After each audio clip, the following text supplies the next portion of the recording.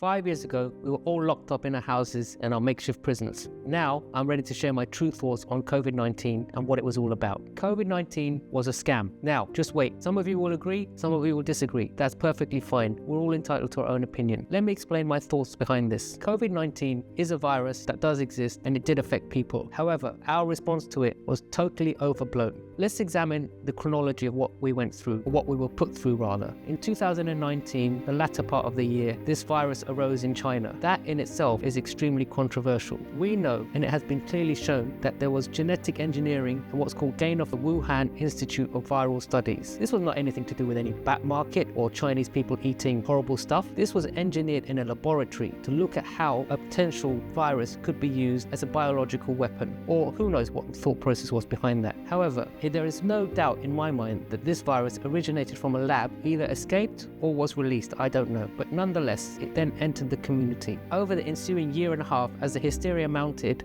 and people's reactions became more and more extreme, we were put through a whole host of ridiculous protocols. At that time, in late 2019, early 2020, I was working in the out-of-hours GP service for the NHS. I remember sitting in a call center, taking a host of calls for people complaining of various different symptoms, and we were told, we can't come to visit you, you're advised not to go to hospital, you should stay at home. There was a whole host of problems that were not managed. In fact, I distinctly remember speaking to one gentleman who was slurring on the phone, and I said, I think, sir, you're having a stroke. I'm going to arrange an ambulance for you to come and take you to hospital. He told me, I don't want to go to hospital. I said, why? He said, I'm afraid of contracting COVID. That was a level of hysteria that was generated in the media, where people who were suffering from a potential stroke were too afraid to go to hospital to contract an infection that may or may not affect them. Furthermore, what we found and what has been shown to be the case is those who suffered more adversely from COVID had a multitude of other comorbidities. They had type 2 diabetes, they had existing heart disease, they had existing health problems. They were the ones who suffered more from COVID-19, not young healthy adults, and certainly not children. Children were the least affected by COVID, and yet we were forced to close schools, to close colleges, to close universities. People were made to stay at home and unable to go into work. What was the consequence of that? Well, let's talk about this in a number of ways. Number one, the economic impact. Workplaces suffered massively. Millions and millions of pounds were lost from the economy. Companies couldn't function and they couldn't provide the services that they were normally doing. Then, let's talk about the emotional impact. People were forced not to be able to see their family. They couldn't attend funerals, they couldn't attend weddings, they couldn't attend christenings, ceremonies, other festive events. All of us were forced into these arbitrary bubbles. One time it was 2 people, another time it was 6 people. You can just see from the advice that came out that even those making the advice had no clear idea of what they were talking about. This rule of standing 2 meters away from other people was an arbitrary distance picked out of thin air.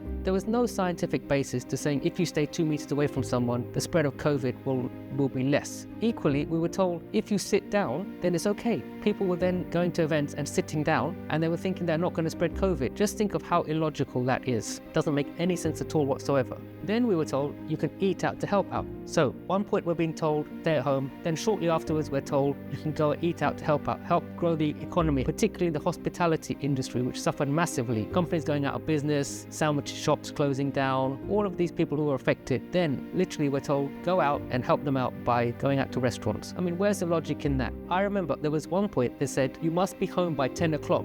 As if COVID was a gremlin that only came out after 10 p.m. I mean, how ridiculous is that? Just think about that.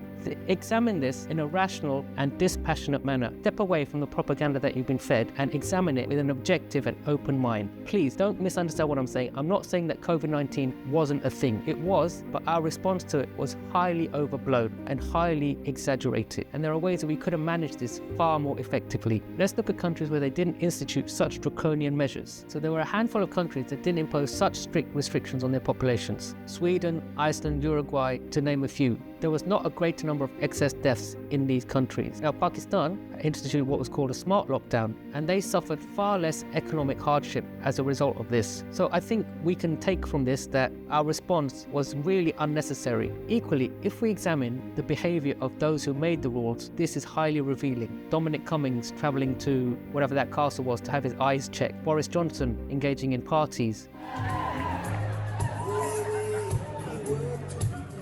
Professor Neil Ferguson, the statistician who made up these COVID rules, undermined the very rules that he made. I think that speaks volumes about how necessary these restrictions were. Now, let's look at the impacts of what we did. Massive increase in mental health problems. We now hear that 25% of 16 to 24-year-olds are not engaging in work or studies because of mental health problems. How much of that is due to the emotional impact of COVID? Loss to the economy. The UK economy has not bounced back from the effects of COVID. Other conditions that have gone untreated because of COVID. The inaccessibility to general practitioners. Even now, patients complain that they can't see their GP face-to-face. 5 years on, after we were restricted to seeing patients via video or telephone, still in many surgeries it is not possible to see your GP face-to-face. So I think we need to examine this whole phenomenon in the wider perspective of what was done, what was necessary, and what the other impacts of that have been. So these are just my thoughts on the matter. I'd love to know what you think about it. Let me know in the comments below, and please be assured that I don't wear any form of tinfoil hat.